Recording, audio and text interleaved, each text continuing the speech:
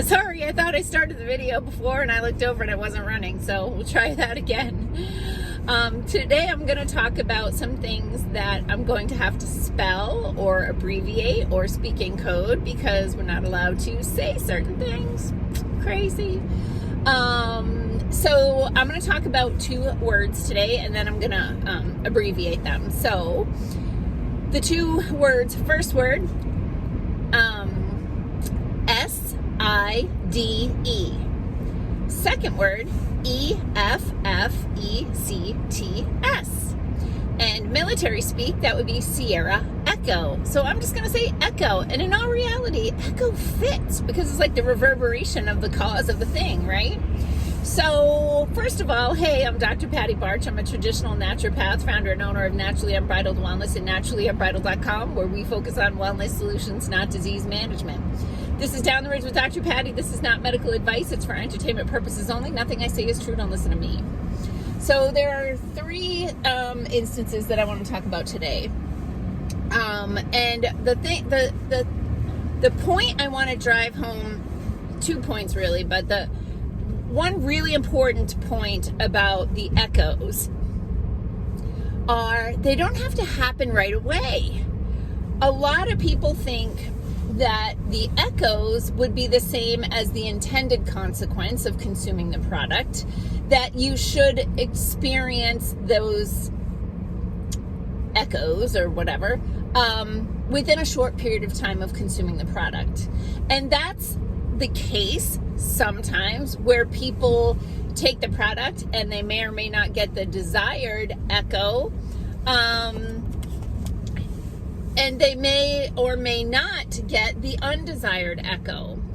I have had cases in my office where I look up the echoes associated with the products that the medical person told them to consume, and listed within there is the thing they've come to see me for. This happens like all the freaking time.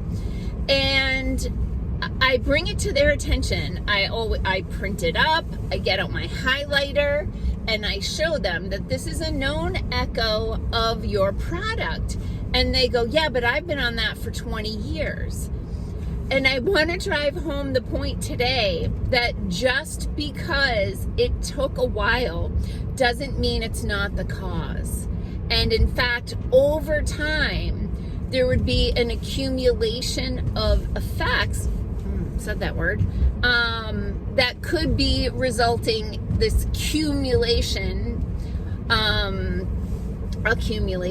of these echoes over time. So, for example, imagine that every day, once or twice a day, you had to lick a little bit of poison.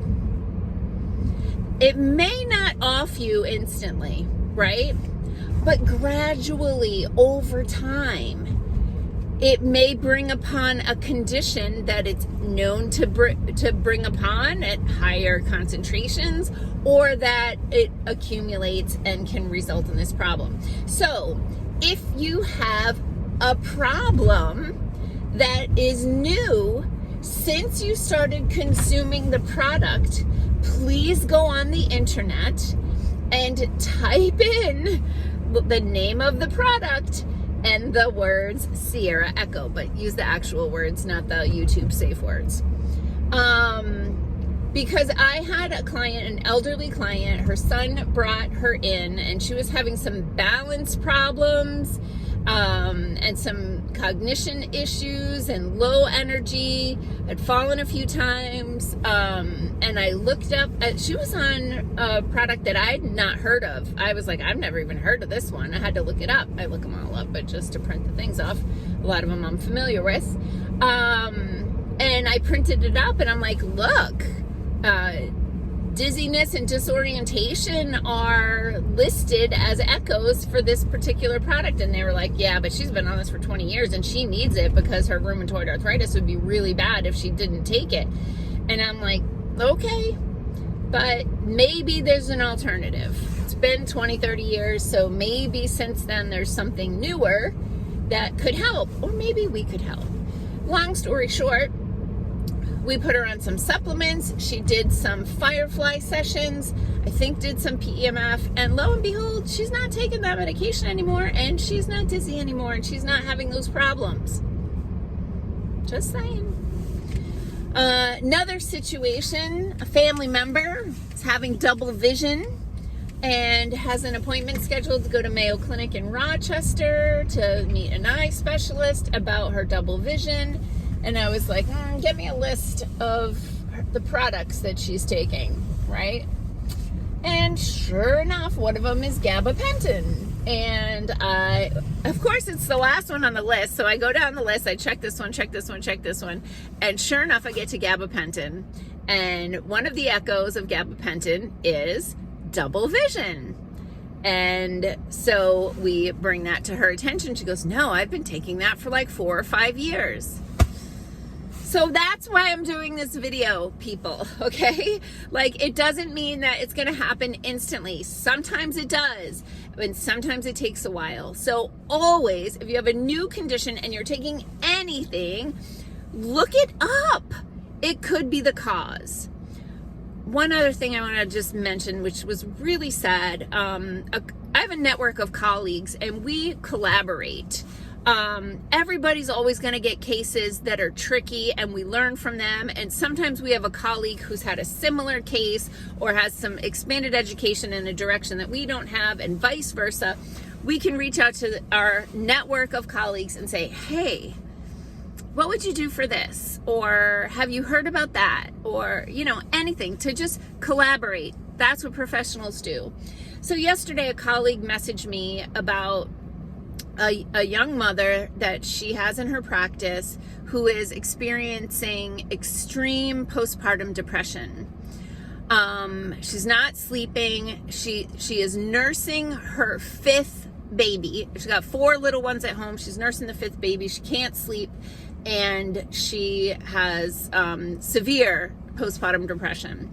So we could text it back and forth, a few ideas, some questions, that sort of thing. And, you know, we both agreed like she should get her thyroid analyzed, because a lot of women, their thyroid craps out, especially after a pregnancy. It doesn't have to be the first pregnancy, but a lot of women will need some thyroid support after a pregnancy, and that could be really part of the reason why she can't sleep, but that's to be determined.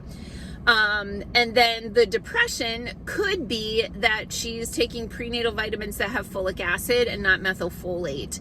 And if she has a genetic marker called MTHFR, then that could be causing depression and other symptoms. It's super common, like 40% of the population has it, so I feel like everybody should just take methylated vitamins anyway, because they're more bioavailable and more naturally, in a more natural form. Anyway, the kicker of that story is that before she started going to see my colleague for help, she had gone to a medical doctor who put her on, topic of my last video, Sierra, radio, indigo, right? So that class of drugs that I talked about, there's like some really vague warnings when you read the list, when you look up the products.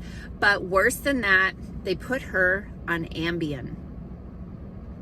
And if you look up, now, most drugs I have found do not have data for pregnancy or lactation if it's safe, because when you do a clinical trial, you have to have an institutional review board, and that group of people has to decide if you can move ahead with this research, if it's ethical to do that. Well, it's really, there's really some, sorry, I just got a text that was distracting.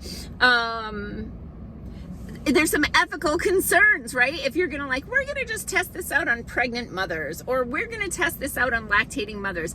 Red alert, is that a really good idea? So they don't do it. So basically, the physicians are operating on anecdotal evidence that they've given these drugs maybe to pregnant or lactating clients or patients in the past, and they'd not had problems. Ambien, however, does have explicit information that they know that Ambien crosses into the milk, it secretes into the milk, and that it can cause, if withdrawal symptoms, that's a hard word for me to say with my reformed Boston accent, that and Tucker Carlson, really hard to say for me without my Boston accent.